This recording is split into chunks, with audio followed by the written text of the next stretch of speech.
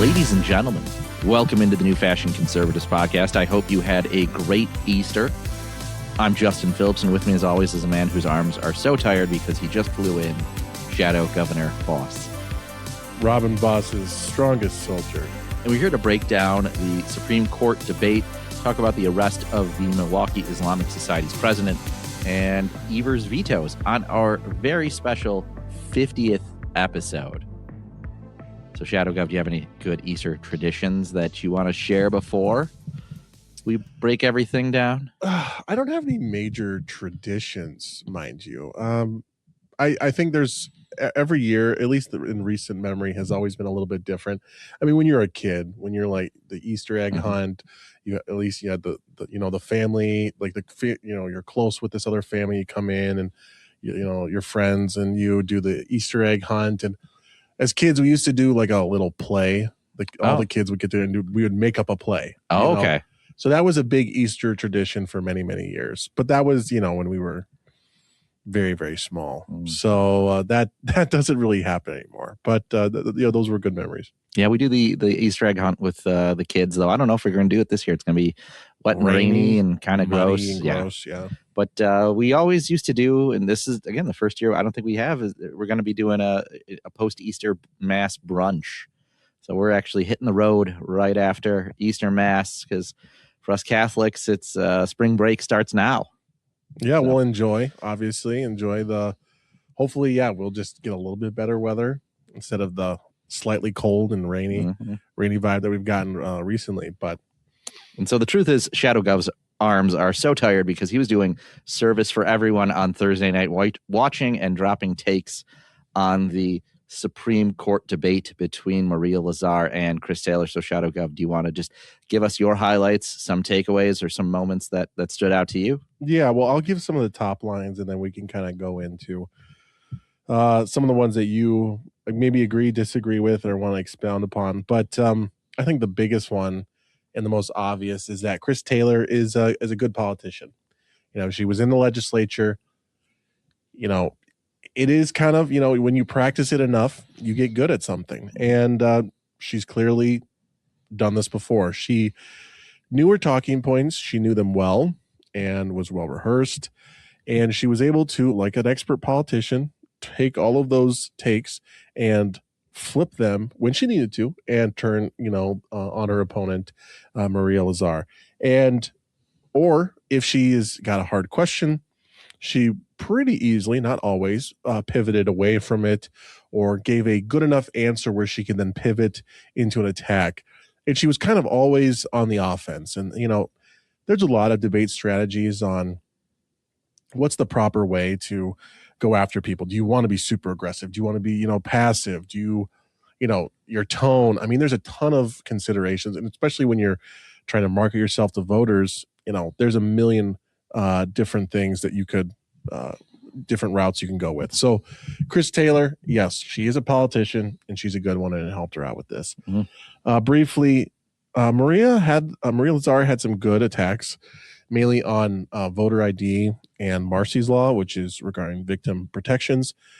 But Maria got bogged down in certain aspects of that and it didn't quite cut across as an attack and kind of like a one-off thing that was mentioned. But, we understand the voter ID. We understand that Marsy's Law, those attacks are impactful, but people maybe tuning into the debate for the first time, they don't maybe know as much. And so you have to educate the voter. And so she got one or two good hits in, but then didn't bring it back up. Whereas I saw Chris Taylor had brought it multiple times and it wasn't even a direct question. Maybe there's one question about it that I forget, but she was bringing up the 2020 election and she was bringing up about, quote unquote, the election denialism and would you have voted with the Supreme Court to overturn, the Joe Biden victory in Wisconsin in 2020. Brought it up multiple times, pivoted back to it multiple times, and did a good job. So there was that as well. Last thing I would say was the impartiality that Lazar has kind of marketed herself as. she fully leaned into it. That was the one thing that was probably the most memorable for her, was that she really leaned on being an impartial jurist, independent, not affiliated with a party or a party platform. Straight didn't get into the values. My values are this or that argument. She really, really wanted to differentiate herself as an independent. Of course, the major issue with that is it became less of a brand thing, and it seemed more like she instead of responding to an attack with maybe another attack, she thought she had to defend every single thing. Oh, you're not impartial. And no, I'd like to address that. I am 100% impartial, and I am, as she said, a Girl Scout on this, which that can all be true. But if people see that it seems more defensive than offensive. And the other side we know is that the voters, polling suggests that voters want to know how their judges are going to rule. Yep. Whether or not that's necessarily a good thing, it's certainly not to Lazar's advantage to keep going back to the impartiality. Mm-hmm. And I know it sounds good. I know it's what you want. It's what someone should want, idealistically. Yeah, that's what ideally, yes, that's what I want a judge to be. But I also down the middle. Like, people want to know how you lean. Well, that is a Wisconsin Supreme Court. That is a world that we no longer really live Exactly. in. Yeah. Maybe we can get back to that, but I don't think we're going to get back to it by forcing it. You're going to have, and I don't have the solution, but the Democrats, and I also mentioned this in the piece, that the Democrats have a really good formula for these races.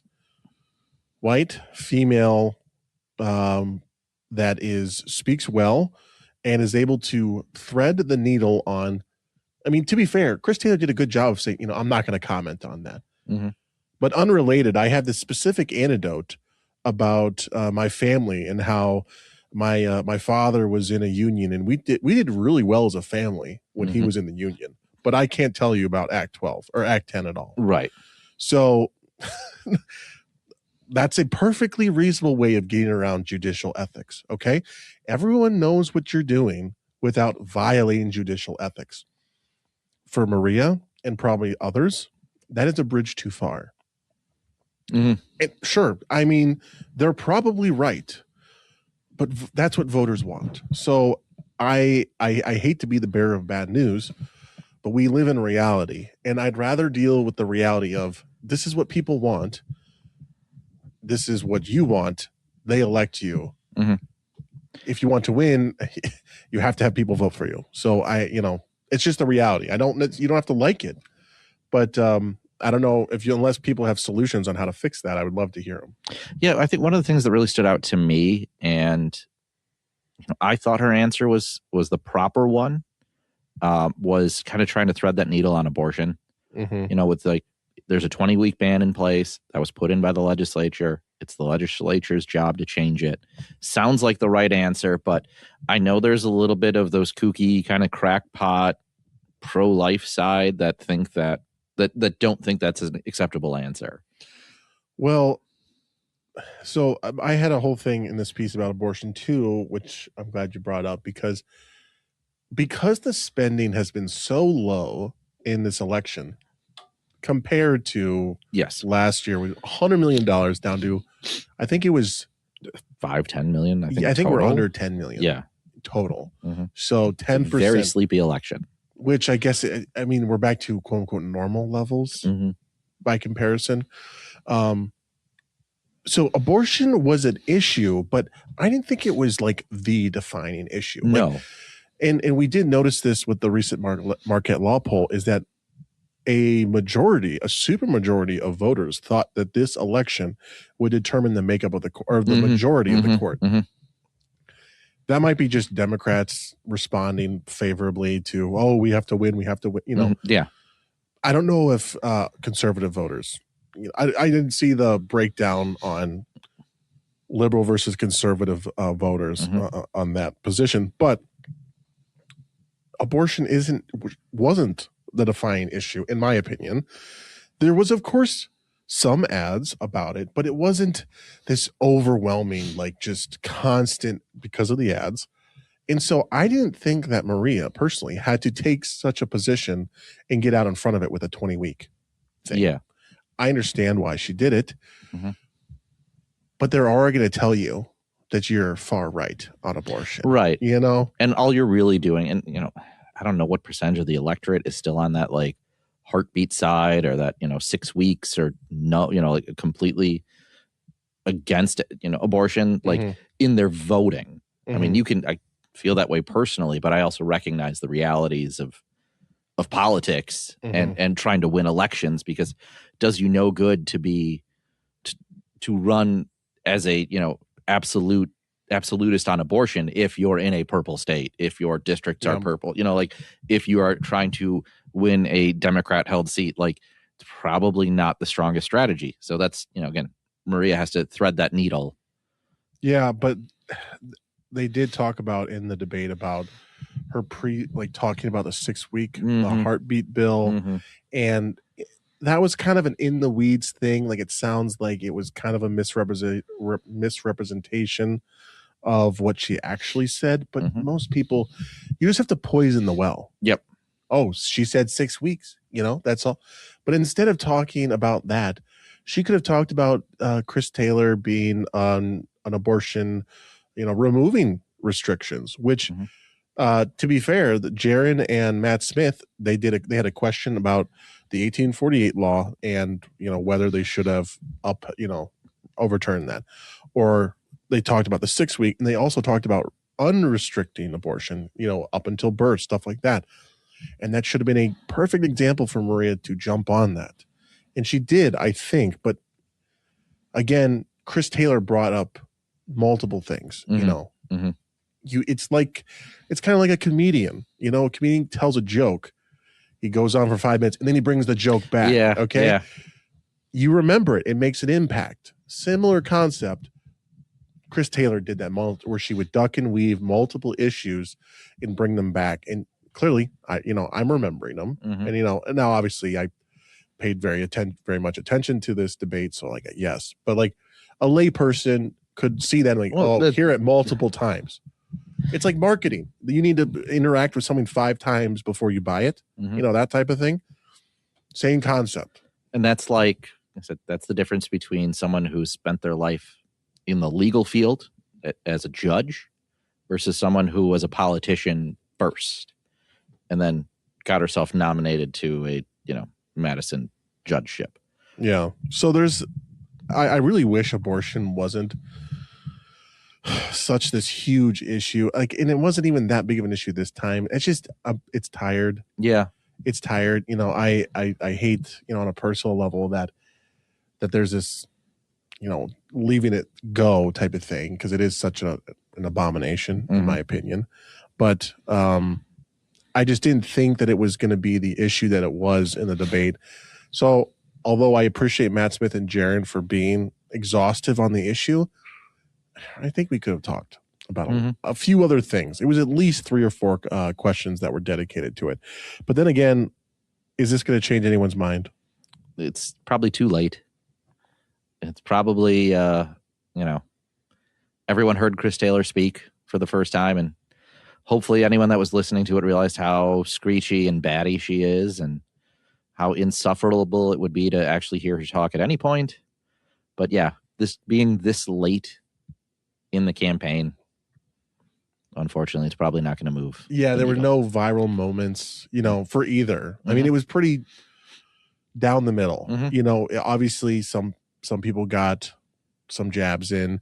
I would have loved to see Maria. The only time Chris Taylor slipped up at all was on voter ID, where she kind of fumbled, and perfect time to pounce. You know, Republicans pounce. Well, to be fair, she said she's not a part of a party, but that would have been a time to pounce and, you know, nail her down, because that's an issue she can't run away from. And so, yeah, there was some missed opportunities. But credit to, I'll give credit to everybody.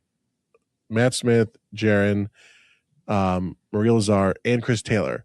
That was rapid fire. Like there was zero dead air. It was, as soon as the question was asked, boom, one of the candidates was answering, the other candidate was responding immediately. There was almost no like, let me think about that. Mhm. It was immediate answer.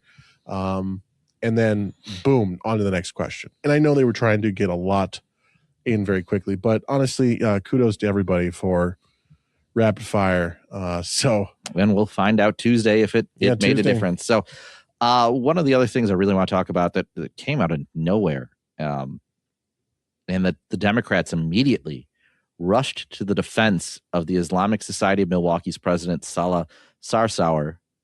Sarsour? Sure. Last week when he was arrested by DHS. Sarsour, a Jordanian national, was arrested on suspicion of funding terrorist organizations and lying on his immigration forms. DHS officials described him as a convicted terrorist who threw Molotov cocktails at the homes of Israeli armed forces and illegally attempted to possess weapons and ammunition in Israel. He entered the United States in 1993 as a conditional resident and obtained a green card in 1998 after what authorities say were false statements on his forms. Sarsour's deep ties to the Democratic Party of Wisconsin meant that many state Democrats rushed to condemn the arrest, saying it was based off his faith, his skin color, that he did nothing wrong, as well as some, including specifically Francesca Hong, blaming the Jews. Heartland Post, if you saw it there, collected these takes because I think the left is going to find out pretty quickly that this guy was probably funding terrorism, probably funding Hamas. But David Crowley, who's running his campaign fit for a white, middle-aged, white wine drinking SSRI mom, called it an affront to everything Wisconsin stands for. Tony Evers said targeting people because of their beliefs or background is wrong. Tammy Baldwin said this was ICE targeting someone because of their skin color or what they believe. Mandela called it inexcusable. Francesca Hong blamed the Jews with a link to his legal defense fund. Joel Brennan called it an abuse of power. Kelda Roy said it was authoritarian kidnapping and would criminally prosecute Trump. Tamu Leslie Nope, Sarah Godlewski claimed Sarsour was targeted for his advocacy and community organizing. What was interesting is neither Sarah Russell Rodriguez nor Missy Hughes tweeted about this or made any sort of post. But Sarah did tweet out a Passover message. Interesting. Mm-hmm. So it's worth noting that Sarsour is a delinquent on his 2024 and 2025 property taxes, owing Milwaukee tens of thousands of dollars, which explains why he's a fan of, or why Mandela is a fan, because they are kindred spirits in terms of property tax evasion. Yeah, yes. So, Shadow Gov, what do you think about this fella here? Give us more takes. Well, I'm not going to cry over spilled milk here. I've never heard of this individual up until this week, but based off of the information given, I am very confused why the Democrats have come out like instant. It was instant, It seemed like it was I can't remember which day of the week it was, but it was in the morning, and by midday there was already like a half dozen statements out from all kinds of people. I'm like, I mean, is this something like this guy knows everybody, or was just the fact that ICE picked someone up in Milwaukee? Yeah, and again, he's very well connected to the Democratic Party. Well, there's that too. And Hamas. Well, there is that thing that they just can't get over. He had to fundraising ties to potentially Hamas. Like, this isn't, obviously innocent until proven guilty, but I think you have to get through a few hoops before you're, funding Hamas. And there's that's not exactly like a light claim. So I don't have any real animosity for the guy, but I certainly am not going to advocate for him to come back, especially because, he's been here for 30 years and, he did some stuff in Israel. Obviously he was convicted there. And the big issue is that, if he lied on his immigration forms to get into the United States, that's kind of a no-no. And this is one of the things that Marco Rubio has been doing a great job with in the State Department is, why do we let people in to our country that hate? hate America, Right. you know, and, you know, we could get into a whole discussion about, you know, the Middle East and, you know, people that come to our country that hate us, but they love the advantages and the opportunities it gives us. But there's obviously a fundamentalist a wing from the Middle East that does come here and does cause problems. So yeah, I know there's a lot to unpack there, and we could do this for a long time. But for the political aspect of it, if there's more information that comes, I mean, Tammy Baldwin was going to the wall for this guy too. And if there's more that comes out, because this went national too, it wasn't like just Milwaukee. There were a number of national outlets that were talking about this. Obviously, there's been a string of some radical Islamist terror, especially during Ramadan not long ago. So, like, I think tensions were already a little bit high. So, ICE nabbing someone that was, in fact, Muslim might have, you know, led to the national outrage, if you will.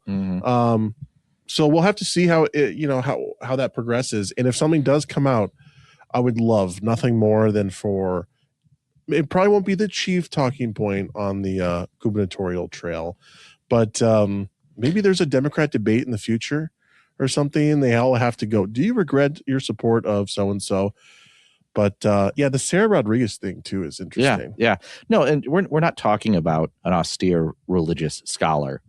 You know, we're not talking about someone who's just, I mean, the Ayatollah was too, right? Yeah. Well, we're not just talking about someone of the Muslim faith who is in this country. We're talking about someone who has direct ties to Hamas, proof that there were financial, you know, records where he was likely funneling money to terrorist organizations. Like, this isn't just a random dude. He's also got like 12 LLCs or something.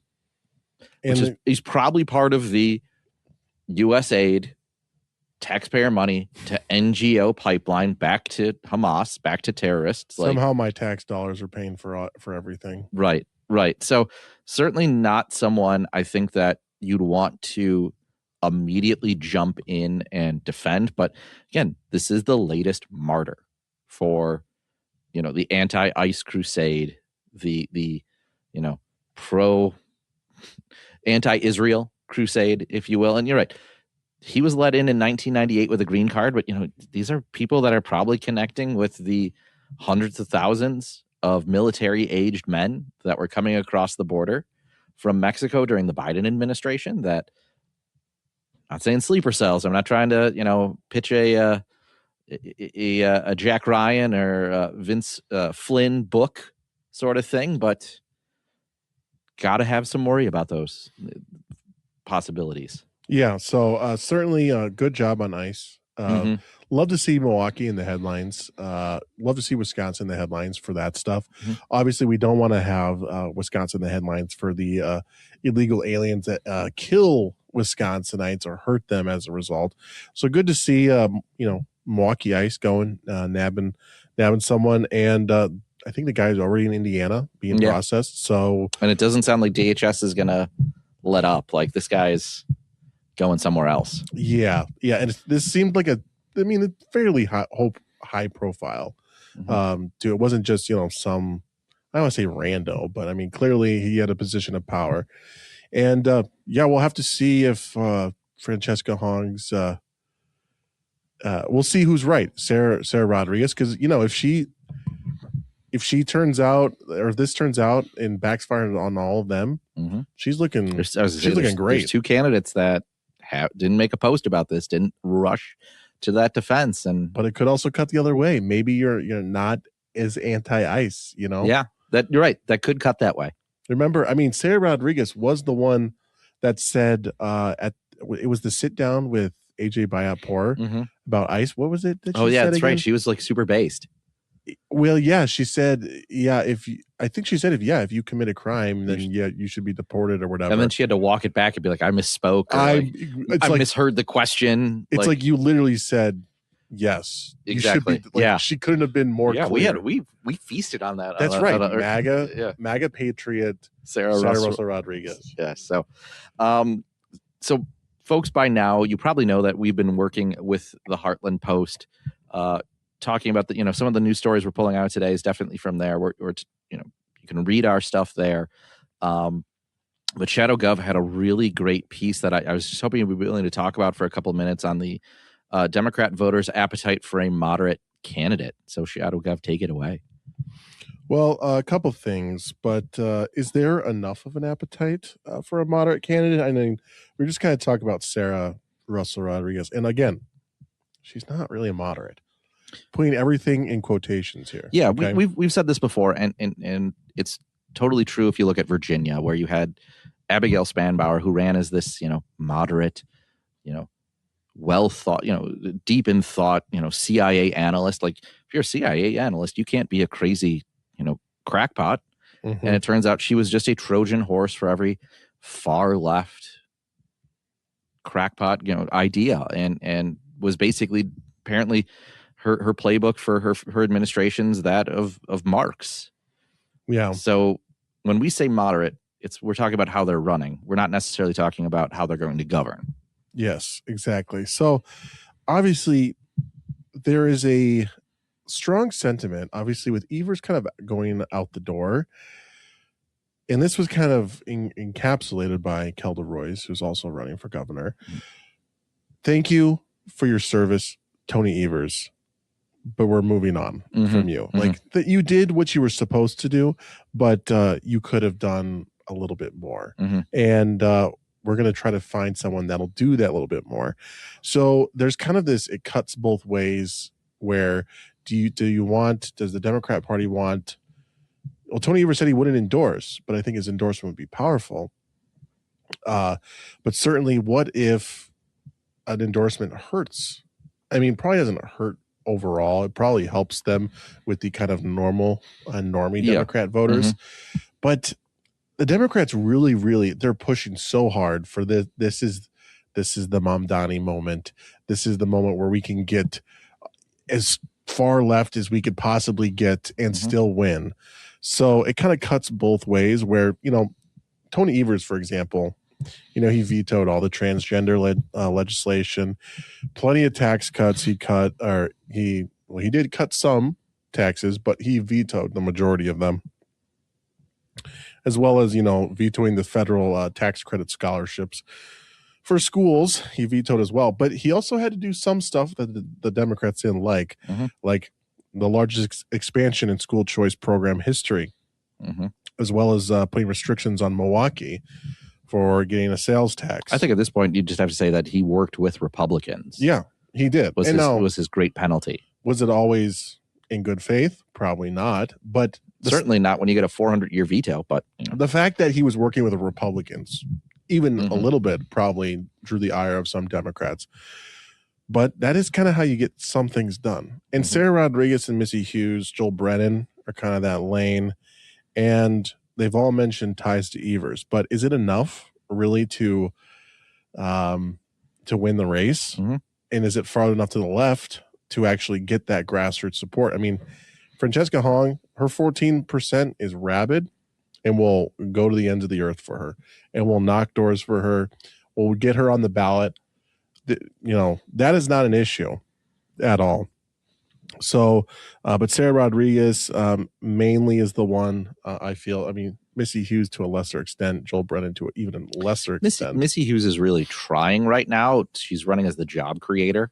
And, if she actually picks up some steam in the polls, we could probably do some pieces at the Heartland Post kind of dissecting and pointing out that she didn't do all the job creation that she did, but that's aside. But she's trying to capture the rural vote. If you look at what she's posting on X and the videos, she's trying to go for some combination of rural Democrat and, the job creating, business owning Democrat class. Yeah. So, and to kind of wrap up this general thought experiment on the Democrat primary a little bit, Ben Wickler, the former Democrat Party chair, respect. He raised a lot of money. He won a lot of races, and he kind of worked some magic in 2022. He cleared the primary for Mandela, allowed him to skirt on through without any damaging, primary Now he obviously lost, but can the new Democrat Party chair, because maybe he is a true believer in Francesca Hong. Mhm. Maybe he is. Maybe I'm completely off base, but I think he understands that Francesca makes his job a lot harder. Yep. And that someone like Sarah or Joel or Missy would make his job a lot easier, and they would still probably govern pretty close to maybe Francesca, maybe not quite as crazy. So can he launch a rescue plan if Francesca gets a little bit too far ahead in the polls? It's getting a little late for that, because I think summer will be here soon. Well, 2 weeks after the spring election, nomination papers start circulating. And I think that's when you see the knives come out for each other. I think the Democrats have been playing nice to help Democrat candidates from Chris Taylor all the way down to, school board. They don't want to distract. Right. And once that election dust is settled, again, they may feel emboldened by the results that come out of Tuesday. I don't know. But then they're going to have to go, they're going to have to go in the negative at some point to raise their polling, or, they're going to need, the Democrat Party chair knows how difficult it could be with Francesca Hong. He's going to need someone to go after her and Mandela, if that's the case. And I don't know how. I would love to pick a Democrat's brain on their what they do for these attack ads, because they're so hesitant to attack each other. It's very seldom that you see anything, which is why Kelda Royce's comments about Tony Evers and that, well, typically we only see governors run twice. That's been plenty okay. Was so forward. Because they just never say stuff like that. Again, they're not going to put out a bunch of commercials right now because they don't want to conflict with Chris Taylor's. But after that, I give it a month and maybe a couple of weeks, and hopefully we'll start seeing some stuff. And then by May, I think it's going to be full swing. And then my last comment, I think Francesca has a pretty decent burn rate, though, on her. She's spending a lot of money. I think she's spending a lot of money to chase, where it's like you have a lot of donors, and so you spend a lot of money trying to chase those low donors, and you end up just burning money as a result. You spend a lot of money to get a bunch of $5 donors and $10 donors. Yeah, that's really tough. But we'll have to see. So, and we'll have more thoughts about, obviously, after April. I know we've been focusing a lot on April, but we'll have more thoughts over the summer up until primary date, and then obviously onto the general. Yeah. So we got to talk about Tony Evers now. First thing I want to mention before we get into the vetoes he had today was he announced a new effort to free criminals. And there was someone in his office that thought this was deeply metaphorical to, at noon on Good Friday, talk about how he wants to release criminals the way Pontius Pilate released Barabbas to the crowd. The Jewish dissident thief and local crazy person. Yeah. But the governor has now come out and said that, similar to how the governor, Pontius Pilate, released him. Yes. So this governor has signed 2 executive orders establishing a commutation advisory board and a separate fast-track process for youth offenders sentenced to life in prison. Luckily, he had the decent enough sense to exempt a few crimes from this. The most egregious and dangerous criminals can't get fast-tracked out of prison, but he's still setting it up so youth offenders could get out even if they've been sentenced to life in prison, as well as commuting the sentences of the general prison population. I understand, where he's coming from. Oh, they've served their time, yada, yada, yada. But then you read, I'm sure, and I'm just taking a wild guess.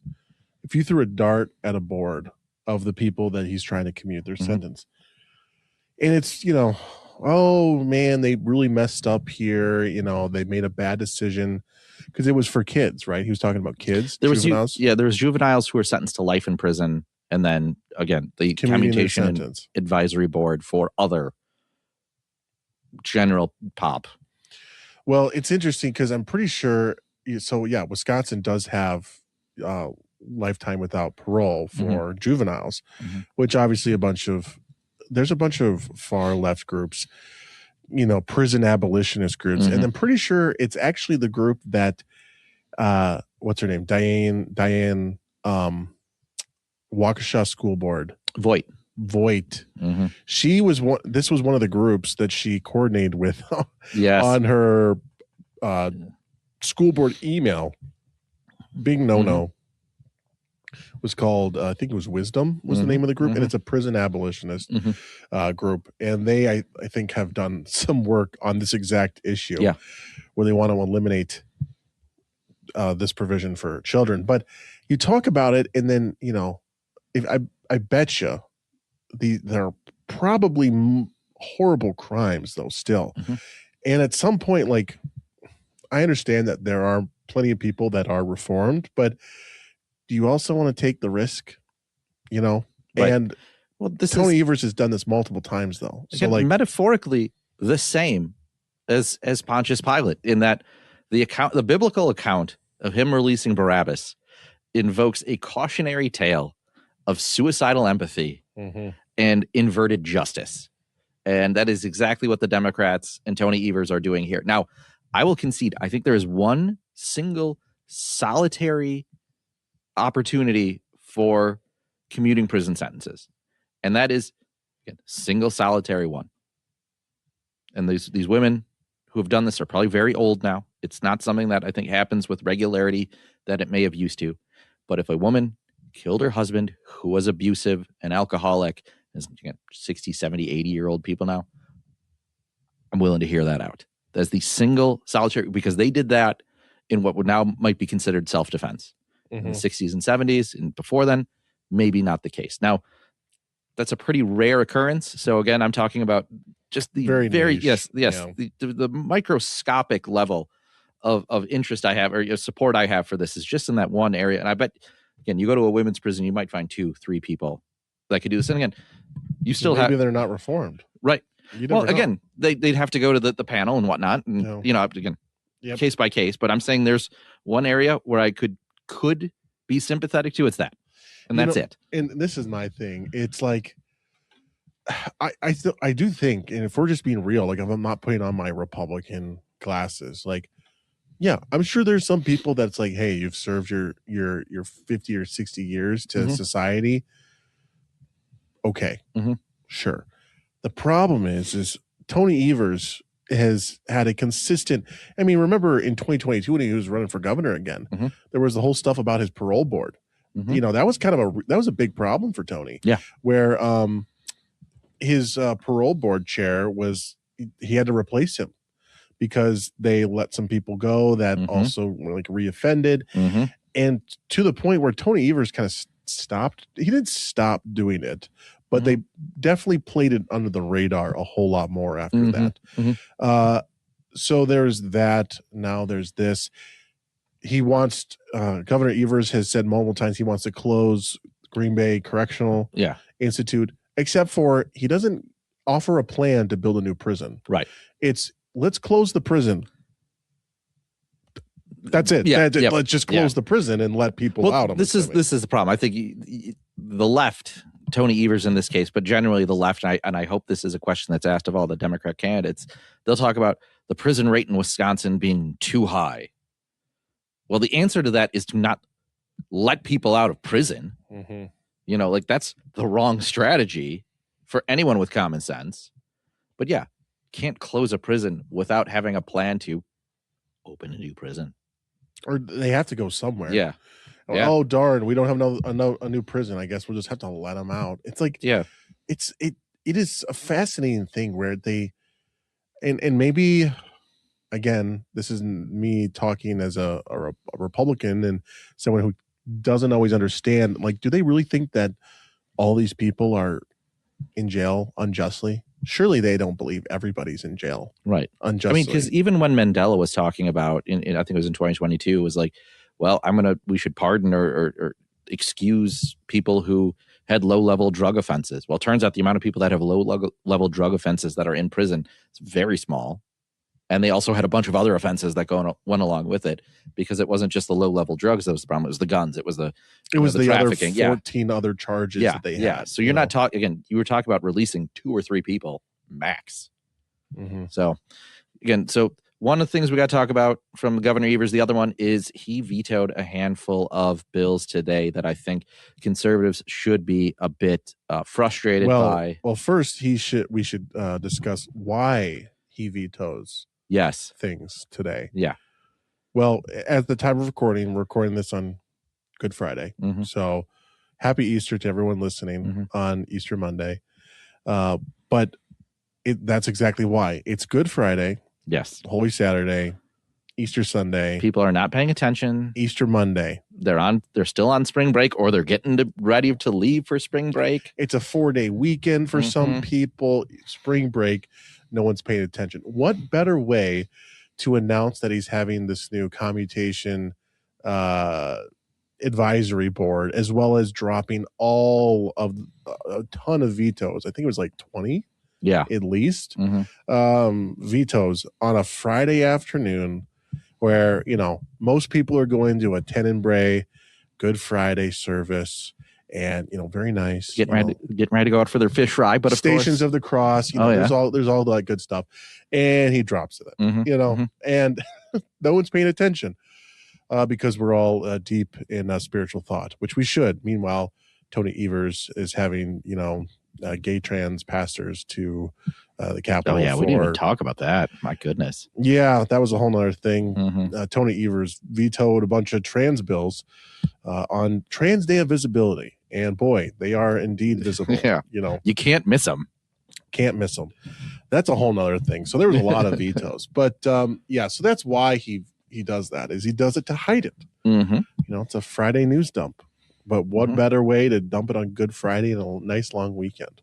Yeah, but so 2 of the bills he vetoed would have helped the servers and bartenders who are working their Lenten fish fries, because he vetoed Senate Bill 36, which was no tax on tips, and Assembly Bill 461, which is no tax on overtime. So people in the service industry, nurses, police officers, those people are still stuck paying taxes on their tips and their overtime. Well, and this one really pisses me off because I think by a conservative estimate, $400 million would have been able to go back to people. Yeah. In taxes or in tip money, as well as overtime, taxes on overtime. $400 million is not a small amount.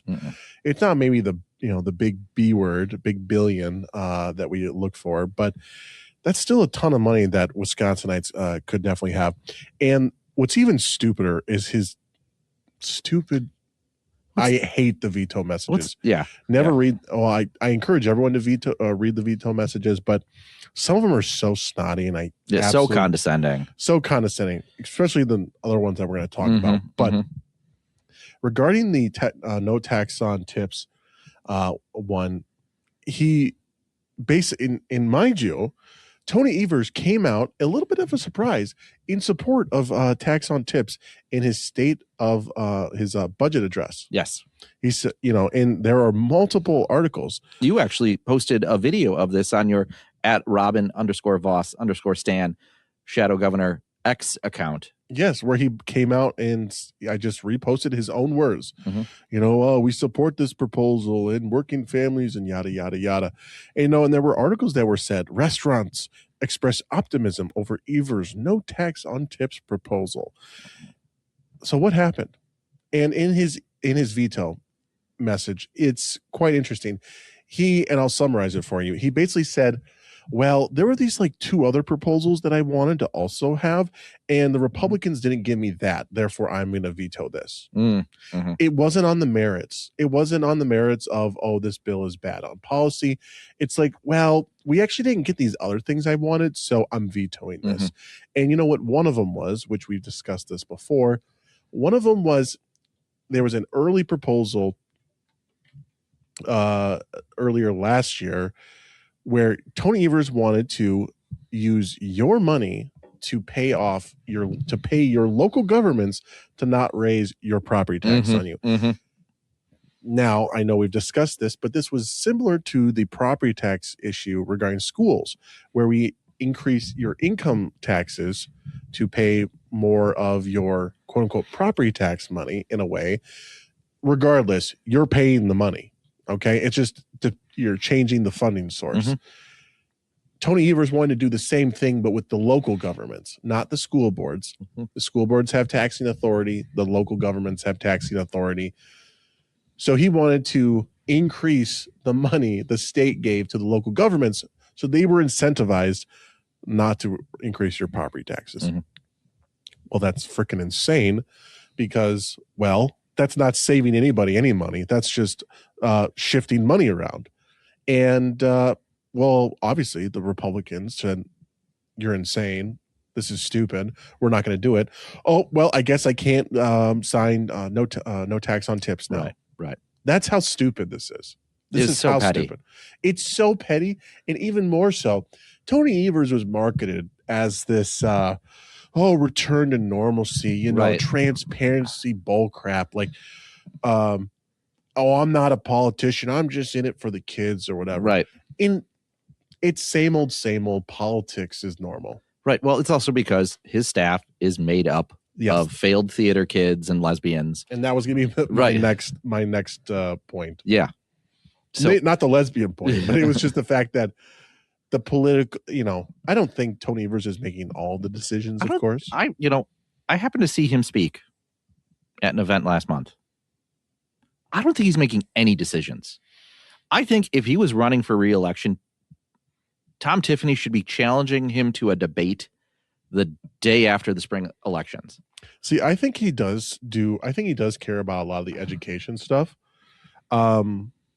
Mainly because of DPI, but the other issues, I don't think he just not that he doesn't care. I think he's sundowns by 3 p.m.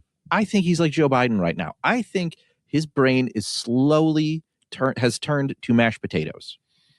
I just think that he lets the staff probably just run amok on most of the other issues because he's not cognitively there. Like, I don't think he really cares about. I mean, again, he's a Democrat. He cares about prison reform, but I just think that there are probably people that are driving that issue even more. Okay. I think his brain's mashed potatoes. I think he's Joe Biden. I think he's sundowns. I'm trying to be as charitable as possible.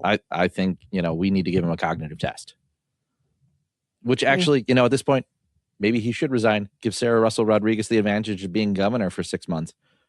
That might hurt her, but we'll see. So a couple other vetoes. So one of them I noticed right away was his veto that would have the legislature would have blocked DATCAP's ability to raise fees on things such as livestock markets. DATCAP tried to increase fees on farmers up to 1,700%. And, there's such an outcry about that they had to reel that one back. But the legislature tried to block such abuses of our farmers. And this comes from Eric Bott of AFP. So, of course, the governor vetoes a bill that would block DATCAP from punitively raising fees on our farmers, claiming that it was the legislature's ongoing efforts to encroach on the administration's rulemaking authority of the executive branch. So this one really, they all grind my gears, but this one especially grinds my gears, again, because of his veto message a little bit. He says that he's for the separation of powers, okay? And this bill would basically say that, well, DATCAP doesn't have the ability to set these fees. And we kind of knew that this was destined for a veto, but it's not surprising. And this is from Governor Evers' veto message.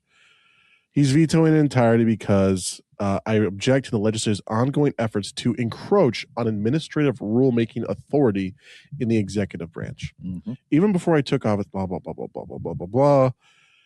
But let's see. Impede the authority of the executive branch, state agencies promulgated, blah, blah, blah, blah. Through the Supreme Court through the Wisconsin Supreme Court recently issued decisions that helped restore the separation of powers in Wisconsin and rebalance rulemaking authority. It didn't, though. This is actually the most insane thing, and this is honestly, I think, a bigger decision than the maps. Mm-hmm. Trust me, the maps are huge, absolutely. But this is like, I wish I could inject this into every voter's brain that actually understood it, which is a whole nother thing. The legislative, rules? Joint Committee on Administrative Rules. Yes. Reviews all of the rules that come from the departments. Mm-hmm. Well, so this new rule for the fee increase would have gone to the committee, would have had to been approved, and then it would go into effect. Right. Well, because that's called checks and balances. That's separation of powers. That is quite literally the checks and balances. The departments don't get free roam or free real estate. They don't get to do whatever they want. They have to have checks. Well, that Supreme Court decision basically said, yes, the administration gets authority just to increase fees as they wish, or not just increase fees, but any department basically can do this, and they don't have to go to this committee to have their rules approved. The Supreme Court neutered the committee and eliminated checks and balances. Yes, which you may come to regret that sooner than you think. I hope Governor Tom Tiffany he should just every day. Yes, I hope. And the problem is we're gonna. I mean, similar to what the national level has, there's going to be a lot of entrenched people that are not going to want to do this. But I would want that an administration to every day filing just rule after rule after rule. I want to like the Supreme Court of Wisconsin, liberal, and will be potentially more liberal on after April 7th. They don't do a lot of work. Okay, they're pretty slow at their job on purpose. But if a Tiffany administration is just putting out decision after decision after decision, law after law after law, they can't keep up. Force them to work as hard as they can to stop everything. Yeah. And just roll over them, because I'm sick and tired of this Tony Evers patronizing of, restoring Wisconsin's balance to rulemaking. Yeah. Literally just shredded it. And Republicans and Democrats have enjoyed this power. This is not some like new thing. This is something that both parties have utilized. But just because Democrats don't have the ability to win a freaking chamber in the legislature, this is how they have to operate. They literally just have to steal authority. Yep. Well, right. I'm with you 100%. One last thing. Yeah, go for it. The legislature is supposed to be the most powerful branch, okay? Because it's the most democratized branch. The executive is, this is not how it always works out, but this is just the reality. The executive is concentrated into one person who delegates, obviously, and the judicial is 7 people. The legislature is the most democratic, okay? It's the most diversified power structure. They should have the most power because it goes through the most checks and balances. So I almost said some bad things. So you Democrats should realize, hopefully you'll be, there's some saying about, I'm so worked up, I can't even think about it. Choking on your own rage. Thank you. Well, yes, but the Democrats will be regretting that decision. And hopefully it's the Mitch McConnell line of, you may come to regret this a lot sooner than you think. Thank you. That was more eloquent. That was when he was talking about Harry Reid blowing up the 60 vote threshold for Supreme Court justices. Yeah, and all justices. Well, all appointments. Yeah. So that would really get there is one more veto that I feel like we need to do a blood pressure check on you. We might take a moment here, folks, and come back to it, because Evers did veto a bill to deport felon illegal immigrants. So this now sets up a major issue for the fall campaign. The bill was authored by Julian Bradley and Robin Voss, which passed the legislature on the last day of the floor session. In his veto message, Governor Evers said, "I'm vetoing this bill because Republican lawmakers are trying to micromanage law enforcement decisions by threatening to gut state aid by 15% for our local communities." That's a non-starter, folks. This bill only targeted serious offenders. It would have compelled sheriffs to request proof of legal presence for those held in county jails for offenses punishable as felonies. Sheriffs would have had to have been required to honor ICE detainers, typically allowing federal authorities up to 48 hours to take custody and remove public safety threats. So all of that gobbledygook, well, I understand what he's doing. He's burying the lead a little bit. Mm-hmm. Funny how he doesn't mention anything actually about illegal foreign nationals. He talks about, he's talking around the issue and very eloquently, I might add. I have to appreciate whoever drafted this veto message up, that they basically they colored around all the borders without actually like showing us what they were referencing, but a bunch of fancy words to say, yeah, I don't think that criminal illegal aliens should be deported, or if we're being charitable, I suppose, that they don't want ICE notified for ICE to deport them. The Democrats, they want these super high thresholds of a judicial warrant, even though administrative warrants have been known to be valid for years. Like, this is not some new concept. So the Democrats, this is, I'm going to sound like an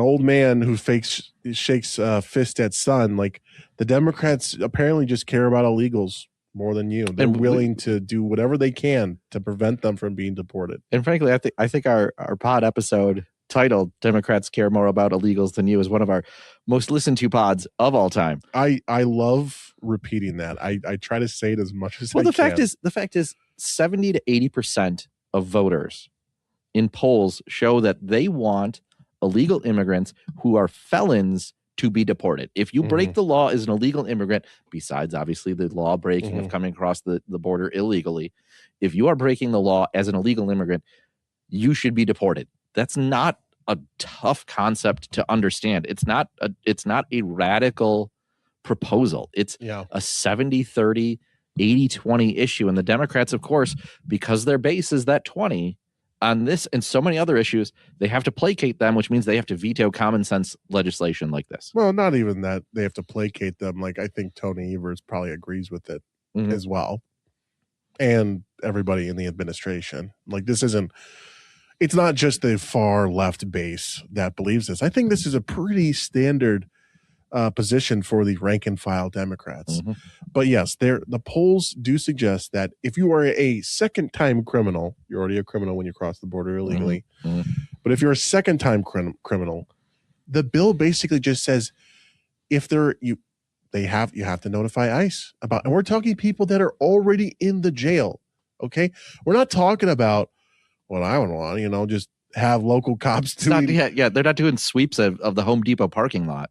I wish, personally. They're not looking at anyone who's pulling out a roofing permit and going, we got to check them all. No, we're talking about people that are in the jail. Yes. Already. They're in the jail. You don't get into the jail for just any reason. Okay. Usually you have to have done something. I don't know. Unless, for people that aren't aware of how the justice system works, you do have to go to the jail if you do bad things. So they're doing the checks there. The ICE detainer comes. And if they don't, that's when they would get, the money is a stick, it can be a stick and and carrot.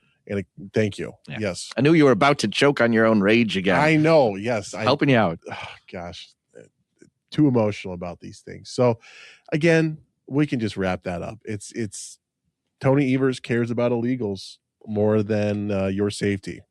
Apparently he's more committed to commuting the sentences of other people instead of putting more people in jail, or just putting the bare minimum in jail. So let's, with that, get to some candy. And I'm not just talking about the Reese's peanut butter eggs and the chocolate bunnies and the little crunchy M&M eggs. We're still going to talk about elections, because I wrote about this piece for the Heartland Post, but I just want to cover it briefly because it is so ridiculous. The former Franklin mayor has launched a write-in bid as the challenger is suing the incumbent in a bunch of last-minute twists before the election. So John Nelson is the current mayor of Franklin. He's being sued by his opponent, Basil Ryan. The suit accuses Nelson's campaign of libel and defamation for distributing mailers falsely claiming that a convicted criminal had endorsed Ryan. Now, a CCAP search will show that Basil is no stranger to filing lawsuits.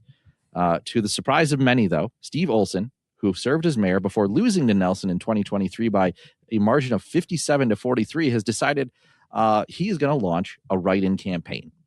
Now, having worked with Ken Skoronsky, who represented Franklin while he was in the legislature, I don't know these people very well. I may have met them, but just in general, I know that Franklin politics is just a mess. It's literally cancer. Right. And I think at this point, the best choice would be to just have a redo election.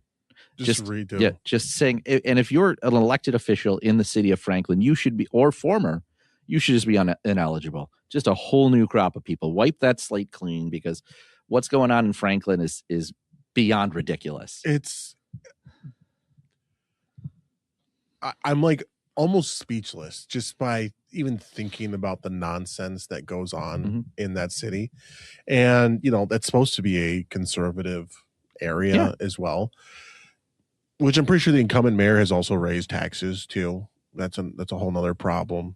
And it's just, there's dynamic, like we could do a whole episode on Franklin politics and maybe it deserves it at some point. No, it doesn't. It doesn't deserve an episode to itself, because people would lose faith in humanity if they realize that one sports music venue is like the cause of all the problems. Oh my gosh, in one city. And it's just this, it's the stupidest thing. Yeah. And it makes people like, if this is what quote unquote democracy is, I don't want any part of it. I'm sure 60 to 70% of the voters in Franklin wish that would still be just a garbage dump and not be a place where you can watch the Milwaukee Milkmen and hang out at the Umbrella Bar and play softball and baseball, and there are dozens of half a dozen fields. That's actually really redeveloped a nice area of Franklin. And if anyone, without going into like a 20-minute screed about Franklin, just go to the Franklin Facebook community pages. There's like 3. Just get in, and they all hate each other. Just get into one of the 3 and you'll figure it out. Now, I understand every municipality has, I'm not a big Facebook person, but like in the recent years, the boomers have just taken over the Facebook groups, and it's like its own ecosystem. Yeah. Franklin's is on another level. There's blogs that are just set up to defame other people. It is wild. And again, you're not necessarily talking about strict partisan lines. No. Oh, this goes all over the place. Republican, Democrat, doesn't matter. There's people who just hate each other and they fight about it all the time. Yeah. In blogs and Facebook posts. And it's not just Facebook. I mean, it can get, clearly we got lawsuits going. That's right. There's lawsuits. It's bleeding into. There's elections at stake, money. Influence. It's a mess. And, which is why I'm not going to say any more other than just be glad that you live in a place that isn't. Those people are litigation heavy. They might come after us. I don't think anyone's going to dispute that, but God bless. And I feel bad if you're in the city of Franklin, like I apologize for them being there. So one other piece of candy, Azealia Banks was not necessarily familiar with her music. Oh yeah, I started bumping it on the way here to record this. Started listening to it this afternoon, of course, in my headphones because I have children, and wanted to hear what she was about because I saw a tweet. You shared it.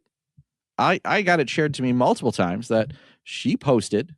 If the war drags out, and she was talking about politics, I would like to see a Tom Tiffany, Marco Rubio ticket on the GOP.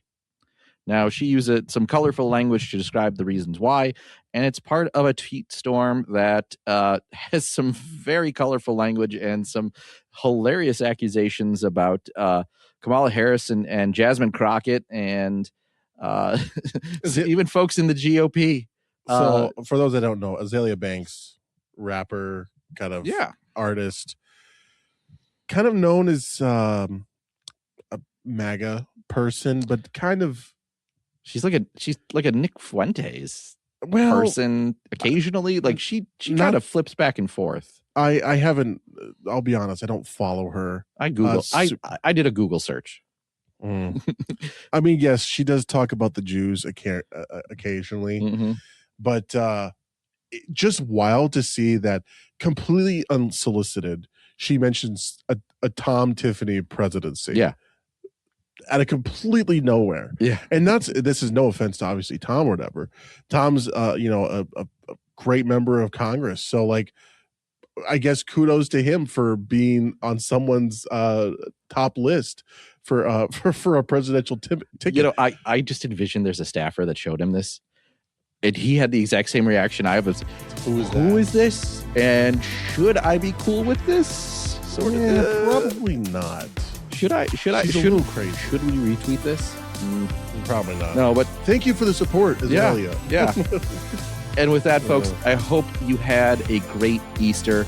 If you're listening to this on Monday or hopefully even before the next election, do make sure to vote. There is a whole ultimate conservative voter guide at the Heartland Post to help you in all 72 counties in Wisconsin, so you know what conservatives to vote for. And of course, it starts with Maria Lazar at the top and then goes all the way down to your cities, villages, and school boards. So with that, have a good week.